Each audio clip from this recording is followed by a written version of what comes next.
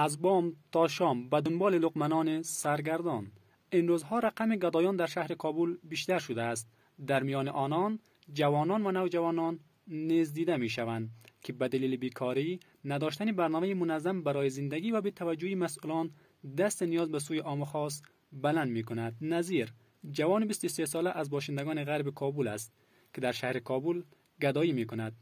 این جوان می گوید که 7 سال عمرش را در ایران برای کارهای رنگمالی و نقاشی سپری کرده، اما رد مرز شده است و حالا هم برای زنده ماندن چاره جز گدایی ندارد.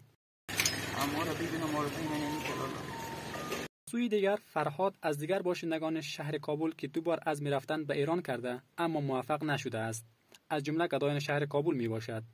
او می گوید اگر برای زمینه کار فراهم شود نمی خواهد دست نیاز به سوی مردم بلند کند. فراهمی کار یعنی که بتونه دولت کار برای جوانان فراهم کند و این جوانی از کشور خارجی میشه و مهاجرت نمیکنه. باشندگان شهر کابل نیز نگران افزایش گدایان در شهر کابل هستند.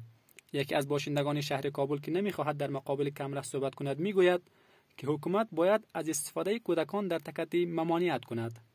دولت باید خپل یو میکانیزم جوړ کړي چې د خیراتخوارو لپاره دا یو د حل لار پیدا کړي چې باید یو کار یا یو بل شی ورته ورته برابر کړي چې مصرف دوی پکې مصروف اوسي او د خلکو ته لاس ونیسي او خپل یو د ژوند یو حل چاره ولټوي.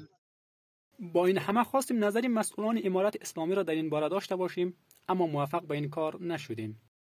حدود یک ماه قبل دست کم 700 تن از گدایان از نقاط مختلف شهر کابل جمع‌آوری شدند و آن هم باز هم گدایان در نقاط مختلف شهر کابل دیده می شوند. حالا سوال اینجاست، آیا برای جلوگیری از افزایش گدایان کدام برنامه و راهکاری وجود دارد؟ آیا امارت اسلامی برای جلوگیری از افزایش گدایان کدام برنامه و راهکاری روی دست گرفته است؟ حامد مهدوی، کابل.